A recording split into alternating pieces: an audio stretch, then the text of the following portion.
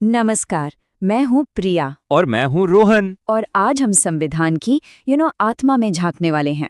हम बात करेंगे उन दो चीजों की जो देश को आईना दिखाती हैं। हाँ, हम बात कर रहे हैं directive principles of state policy और साथ ही फंडामेंटल ड्यूटीज की, यानी सरकार को क्या करना चाहिए और हमें क्या करना चाहिए। बिल्कुल। और ये टॉपिक एग्जाम के पॉइंट ऑफ व्यू से तो इम्पोर्टेंट है ही, पर एक अवेयर सिटीजन बनने के लिए भी सुपर क्रूशल है। चलिए शुरू करते हैं। अच्छा, इस डिस्कशन को स्टार्ट करने से पहले एक सवाल सोचते हैं। जब हमारे कॉन्स्टिट्यूशन मेकर्स सभा में बैठे थे, इंडिया का फ्यूचर लिख रहे थे, तो उनके दिमाग में कैसा इंडिया था? सोचा है कभी? क्या उनका एम सिर्फ आज़ादी पाना था या आज़ादी से भी बढ़कर कुछ था उनका सपना? उनका सपना था एक वेलफेयर स्टेट का। इसे कल्याणकारी राज्य भी कहते हैं। मतलब एक ऐसा देश जहां डेवलपमेंट और फ्रीडम सिर्फ कुछ लोगों की जागीर ना हो, जहां हर इंसान को डिग्निटी से जीने का मौका मिले, सोशल एंड इकोनॉमिक जस्टिस हो। तो इस बड़े सपने को सच करने के लिए एक ब्लूप्रिंट तो चाहिए था ना, एक मास्टर प्लान। बस वही मास्टर प्लान है डीपीएसपी, सरकार के लिए एक तरह का गूगल मैप्स कि देश को इस रास्ते पर आगे ले जाना है। ओके, तो आज का हमारा रोड मैप देखिए। पहले समझेंगे डीएसपी का बेसिक कॉन्सेप्ट, फिर इसके 3 टाइप्स, उसके बाद सीधे हिट करेंगे कुछ इंपॉर्टेंट आर्टिकल्स पर जो एग्जाम्स में आते ही आते हैं। फिर टर्न आएगी हमारी, यानी मूल कर्तव्यों की, और एंड में एक रैपिड फायर क्विज अपने नॉलेज को चेक करने के लिए। तो चलिए शुरू करते हैं हमारे पहले स्टॉप से, डीपीएसपी द ब्लूप्रिंट।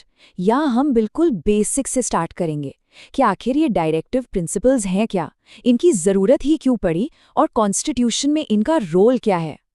बहुत सिंपल शब्दों में समझे तो डीएसपी कॉन्स्टिट्यूशन के पार्ट 4 में लिखे हुए इंस्ट्रक्शंस हैं। किसके लिए? सरकार के लिए, यानी स्टेट के लिए।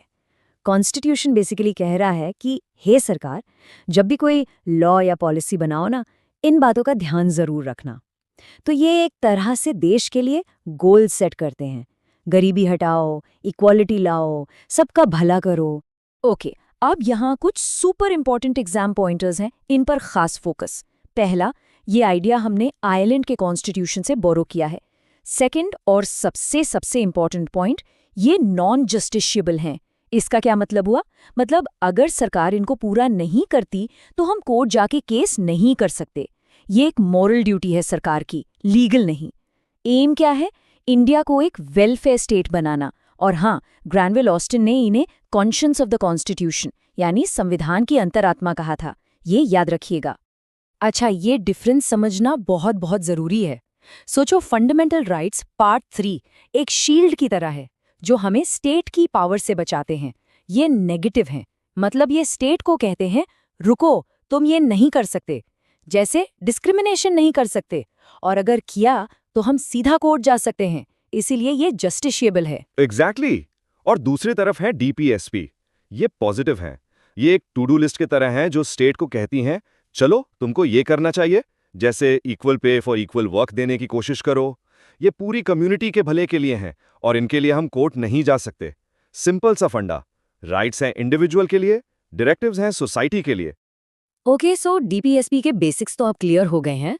चलो अब थोड़ा डीप डाइव करते हैं और देखते हैं कि इनके पीछे अलग अलग आइडियोलॉजीज यानी सोच कौन से हैं। एक इंटरेस्टिंग बात बताता हूँ, कॉन्स्टिट्यूशन में ऑफिशियली ऐसी कोई कैटेगरी नहीं बनाई गई है, लेकिन हम स्कॉलर्स और स्टूडेंट्स इनके कंटेंट के बेसिस पर इन्हें 3 बकेट्स में डालते हैं। पहला, सोशलिस्ट प्रिंसिपल्स, जो सोशल और इकोनॉमिक इक्वालिटी पर फोकस करते हैं। दूसरा, गांधीयन प्रिंसिपल्स, जो गांधी जी के आइडियाज जैसे ग्राम स्वराज से इंस्पायर्ड हैं। और तीसरा, लिबरल इंटेलेक्चुअल प्रिंसिपल्स, जो मॉडर्न थिंकिंग, रीजन और साइंस को प्रमोट करते हैं। चलिए अब आते हैं इस सेशन के सबसे इम्पॉर्टेंट पार्ट पर। हम स्पॉटलाइट डालेंगे कुछ ऐसे मस्ट नो आर्टिकल्स पर जो सीधे सीधे एग्जाम्स में पूछे जाते हैं। ओके, सबसे पहले सोशलिस्ट प्रिंसिपल्स। इनका मेन फोकस है इकोनॉमिक जस्टिस। देखिए, आर्टिकल 39A कहता है कि स्टेट सभी सिटीजन्स को, मेल हो या फीमेल, जीने के लिए आजीविका के साधन देगा।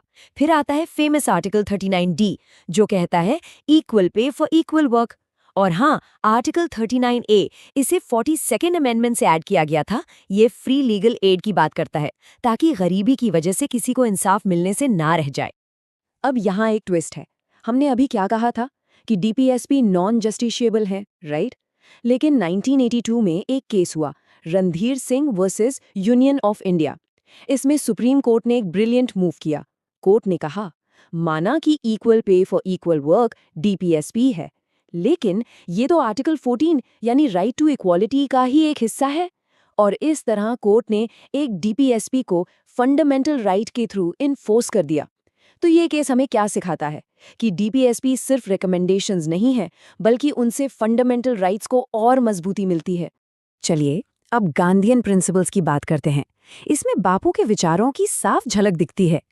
आर्टिकल 40 उनके ग्राम स्वराज के सपने को पूरा करता है, जो कहता है विलेज पंचायत बनाओ। आर्टिकल 47 न्यूट्रिशन लेवल बढ़ाने और नशीली चीजों को बैन करने की बात करता है। और आर्टिकल 48 काउज और दूसरे मिल्च कैटल के स्लॉटर को रोकने का निर्देश देता है। और आर्टिकल 40 की जर्नी तो एक परफेक्ट एग्जाम्पल है कि डीएसपी टाइम के साथ कैसे रियलिटी बन सकते हैं। देखिए, सालों तक ये सिर्फ एक डायरेक्टिव था। फिर 1957 में बलवंत राय मेहता कमेटी ने रेकमेंड किया 3 टियर सिस्टम। राजस्थान पहला स्टेट बना जिसने इसे अपनाया। और फाइनली 1992 में 73rd अमेंडमेंट ने पंचायत को कॉन्स्टिट्यूशनल स्टेटस देकर इस सपने को पूरी तरह से सच कर दिया। एक डीएसपी एक रियलिटी बन गया। और अब आती है हमारी last category, liberal intellectual principles. ये एक मॉडर्न और प्रोग्रेसिव इंडिया का विजन रखते हैं। जैसे आर्टिकल 44 जो हमेशा न्यूज़ में रहता है, यूनिफॉर्म सिविल कोड की बात करता है। आर्टिकल 48A एनवायरनमेंट को प्रोटेक्ट करने की। Article 50 separation of judiciary from executive ताकि इंसाफ फेयर हो। और आर्टिकल 51 इंटरनेशनल पीस और सिक्योरिटी प्रमोट करने की बात करता है। तो हमने अब तक ये देखा कि डीएसपी स्टेट की टू डू लिस्ट है, एक गाइड है। लेकिन एक मिनट, एक बेहतर देश बनाने की सारी जिम्मेदारी क्या सिर्फ सरकार की है? हम सिटीजन्स का क्या हमारी कोई ड्यूटी नहीं है? बिल्कुल है। और इसी सवाल का जवाब है फंडामेंटल ड्यूटीज, यानी हमारे मूल कर्तव्य। सोच के देखिए, अगर राइट्स एक सिक्के का एक साइड हैं, तो ड्यूटीज दूसरा। एक के बिना दूसरा इनकम्प्लीट है।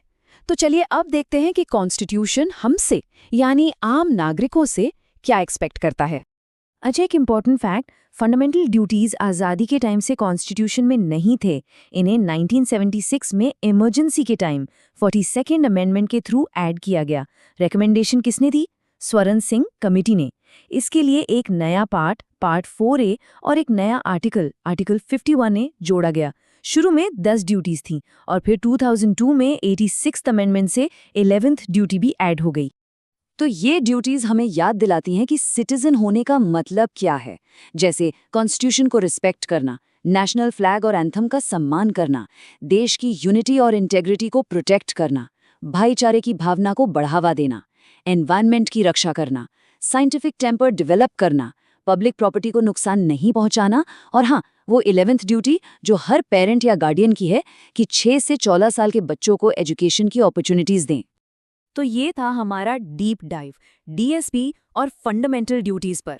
हमने कॉन्सेप्ट्स देखे, हिस्ट्री देखी, इंपॉर्टेंट आर्टिकल्स भी कवर किए।